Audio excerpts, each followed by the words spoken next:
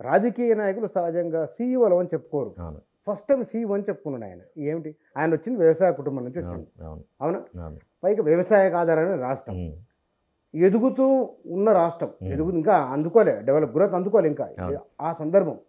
అప్పుడు సీఈఓ అని చెప్పుకోవడం ఏమిటి? నిజానికి అందరికీ అది చాలా ఆశ్చర్యంగా అనిపిస్తుంది, కానీ పెద్ద విమర్శ కూడా ఉంది. కానీ విపక్ష పార్టీలు కానీ చంద్రబాబు నాయుడు గారి వ్యవహారం స్టైల్ మనం చూస్తే ఇట్ ఈస్ టోటలీ ఒక ఫెడరల్ లెవెల్లో ఉన్నట్టు కనిపిస్తుంది మనకు. సిఇఓ అంటే ఏంటి? Chief executive officer. సీఎం అంటే ఏంటి? ఒక ప్రజల సమ్మతితోటి ఎదిగొచ్చిన ఒక నాయకత్వం, ఒక లీడర్, ఒక పార్టీని లీడర్గా ఉండడం, ప్రెసిడెంట్గా ఉండడం, అలాగే ప్రభుత్వానికి కూడా సీఎంగా చేయడం. ఓకే, ఒక సీఈఓకును ఒక సీఎంకి ఎంత వ్యత్యాసం ఉంది? నిజంగా ఒక డెమోక్రటిక్ సెటప్లో ఎన్నికైన ఒక నాయకుడు, ప్రజల ద్వారా ఎన్నుకున్న ఒక నాయకుడిని నువ్వు సీఈఓగా పనిచేస్తున్నావు అంటే నిజానికి ఏం చేయాలి? డినై చేయాలి, కండెమ్ చేయాలి, రైట్? నేను సీఈఓ కాదు, ఆయన సీఎం. ఒక ప్రజలకి పాలకుడుగా రాలేదు, నేను ఒక సేవకుడిలాగా వచ్చిన. ఇది నేను సొంతంగా ఒక ప్రాఫిట్ కోసం నేను రాలేదు. సీఈఓ ఏం పని చేస్తాడు? ఆ కంపెనీ యొక్క లాభాలను మాత్రమే తీసుకురావడానికి ప్రయత్నం చేస్తాడు. అది at the cost of anything అని ఏదైనా కావచ్చు, ఎవరికి ఏమైనా నష్టం కానివ్వండి, ఎవరికి ఏమైనా కానివ్వండి, కానీ నా కంపెనీ మాత్రం ప్రోగ్రెస్ కావాలనేది ఏ కంపెనీకి సంబంధించిన వ్యక్తి అయినా సరే సీఈఓగా ఉంటే ఆ పనే చేయాలి. కానీ సీఎం అట్లా కాదు కదా. సీఎం అనేవాడు ఏం చేయాలి? ప్రభుత్వానికి లాభాలు ఆర్జించి పెట్టడం ప్రభుత్వం యొక్క ఉద్దేశం కాదు. ప్రభుత్వం అంటే ఏంటి? ప్రభుత్వ పరంగా అన్ని అవకాశాలని అందిపుచ్చుకొని ప్రజలకి కావాల్సినంత మేలు చేయడం, బెటర్మెంట్ ఇవ్వడం, మంచి న్యాయ వ్యవస్థను క్రియేట్ చేయడం, మంచి ఎడ్యుకేషన్ ఇవ్వడం, జీవితంలో ప్రోగ్రెస్ కావడానికి అవకాశం కలిగించడం, ఆరోగ్య సమస్యలు లేకుండా ఆరోగ్యమైన సమాజాన్ని క్రియేట్ చేయడం, శాంతితో కూడిన ఒక సమాజాన్ని, రక్షణ సిస్టమ్ను ఎస్టాబ్లిష్ చేయడం, అందరికీ పంటలకు సంబంధించి, తర్వాత చదువుకు సంబంధించి వాళ్ళ ఫ్యూచర్ని సెక్యూర్ చేసే విధంగా ఉండగలిగే ఆలోచన చేయడం. సీఈఓ అట్లా వాని పని అది కాదు. సీఈఓ పని ఏంటి? తన దగ్గర ఉన్న ఎంప్లాయీస్ని వెల్ఫేర్ అసలు జీరో. సీఈఓస్ వాళ్ళు ఏం చేయాలా? వాళ్ళ దగ్గర పనిచేసే ఎంప్లాయీస్ని స్క్వీజ్ చేసి బెనిఫిట్స్ తీసుకోవాలా? మరి ఇంత వ్యత్యాసం ఉన్న ఒక భావనని చంద్రబాబు నాయుడు గారు ఎట్లా యాక్సెప్ట్ చేస్తున్నాడు, ఎట్లా ఓన్ చేసుకుంటున్నాడు? అంటే మానసికంగా he thinks that it is property. So unconsciously he believes that this is my property. అంటే ఏపీ ఏదైనా కానీ ఇది నా ప్రాపర్టీ, రైట్? సో నేను దీన్నంతటిని కూడా నేను ఓన్ చేసుకొని, నేను నా చెప్పుతోతలు ఉంచుకొని, నేను ఏది చెప్తే అది జరగాలి, ఏది చేస్తే అది జరగాలి, నేను ఏది చేస్తే అదే ఈ ప్రజలకు బాగుంటుందని. ఇప్పుడు ప్రజలకు బాగుంది చేయడం వేరు, నేను ఏది చేస్తే అదే ప్రజలకు బాగుంది అనుకోవడం వేరు కదా. డెమోక్రసీ సెటప్లు అది కాదు కదా. డెమోక్రసీ సెటప్లు ఏంటి? ప్రజలకు ఏది బాగవుతుందో అని ప్రజల నుంచి చేయాలి, ప్రజల నుంచి తెలుసుకొని ప్రజల ఆలోచన ప్రకారము మనం పరిపాలనను కొనసాగించే పద్ధతిలో ఉంచడానికి కోసం మనం ఒక సేవకుని ఎన్నుకుంటే దాని చీఫ్ మినిస్టర్. ఇది బేసిక్గా డెమోక్రటిక్ సెటప్లో ఉన్న బ్యూటీ అది కదా. కానీ నేను సీఈఓ అంటే he ones that and he interested to work like that, right?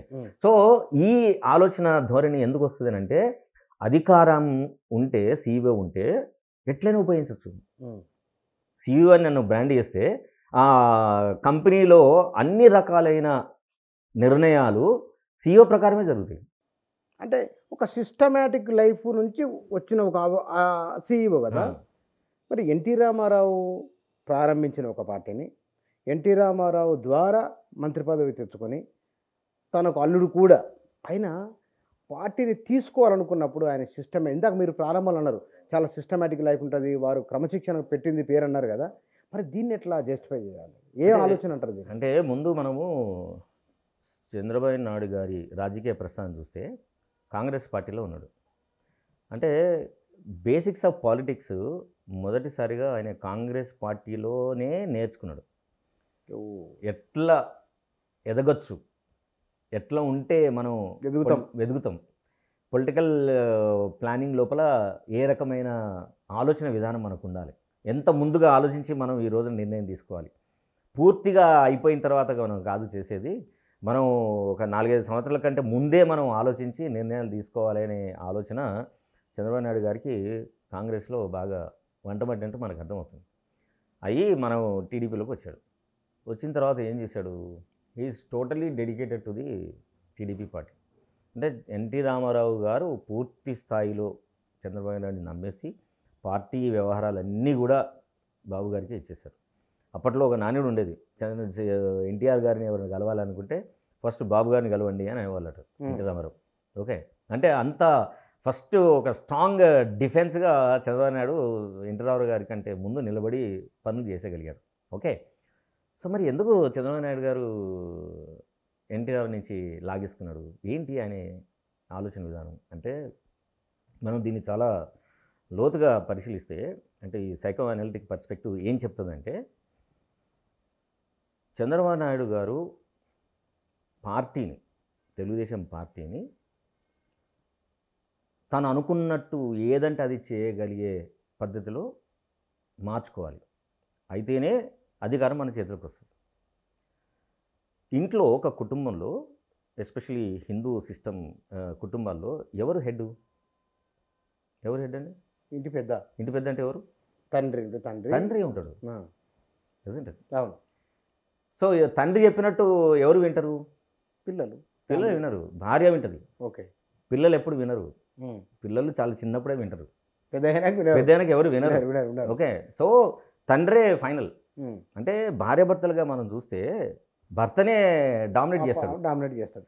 So పిల్లలు వచ్చి తన భార్యను, అంటే తల్లిని కొంచెం వయసు వచ్చిన తర్వాత చాలా డిస్టర్బ్ చేశారనుకోండి, ఏం చేస్తాడు తండ్రి? పిల్లల్ని గెటౌట్ అంటాడు. భార్యకు ఎక్కువ మర్యాద కావాలని కోరుకుంటాడు, కానీ భార్యను మాత్రం తన చెప్పు చేతులను ఉంచాలని కోరుకుంటాడు. అవును. ఇక్కడ మనం సైకలాజికల్ పర్స్పెక్టివ్తో చూస్తే చంద్రబాబు నాయుడు పార్టీని తన భార్యగా అనుకున్నాడు. ఎన్టీ రామారావు గారు ఆయనే ఈ పార్టీ పిల్లాడుగా చూశాడు. అరే పోలిక భలే విచిత్రంగా ఉంది.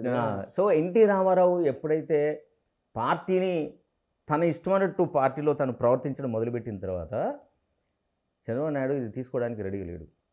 ఎందుకంటే పార్టీ పిల్లవాడు ఎన్టీ రామారావును పిల్లానిలా చూస్తున్నాడు, పార్టీని తన భార్యలా చూస్తున్నాడు. సో పార్టీని డిస్టర్బ్ చేసే పనులు ఎన్టీ రామారావు గారు చేస్తున్నాడని ఈయన విశ్వసించాడు. కాబట్టి అప్పుడు ఏం చేయొచ్చు, నేను ఎన్టీ రామారావు దగ్గర తీసుకోవాలన్నా పార్టీని దగ్గర తీసుకోవాలన్నా? ఈ పిల్లవాడు చెప్తే వింటలేడు. ఓకే, ఏం చేసింది, నేను పార్టీ నేను ఓన్ చేసుకునే హక్కు నాకుంది కాబట్టి, ఎందుకంటే పార్టీ నేను భార్యలాగా చూస్తున్నాను కాబట్టి, భార్య నాతో ఎప్పుడు ఉండాలి కాబట్టి నేను పార్టీని తీసుకొని కొడుకుని ఇంట్లోకి వెళ్ళిపోమన్నాను. This is how the whole process of taking away party from NT Ramarao. కాబట్టి సమాజం ఎందుకు అంగీకరించింది? ఎన్టీ రామారావు అంటే అప్పుడున్న తెలుగు అందరి గుండెల్లో చాలా గొప్ప నాయకుడిగా కీర్తించబడ్డాడు, నాయకుడు, హీరో అయ్యాడు. అయినా సరే ఎవరు దాన్ని ఎందుకు డినై చేయలేకపోయారు? Because Chandrababu Naidu could establish that idea that నేను మాత్రమే దీన్ని సెక్యూర్గా చేయగలుగుతాను, నేను మాత్రమే దీన్ని రక్షించగలుగుతాను, ఎన్టీ రామారావు లాంటి కుర్ర మనసుతో ఉన్న వ్యక్తి దీన్ని హ్యాండిల్ చేయలేడు అనే ఒక ఆలోచనని ప్రజలకు చాలా స్ట్రాంగ్గా ఎస్టాబ్లిష్ చేయగలడు. కాబట్టి ఎన్టీ రామారావుని పార్టీ నుంచి ఎలగొట్టిన తర్వాత ఎక్కడి నుంచి కూడా అసలు రెవల్యూషన్ రాలేదు.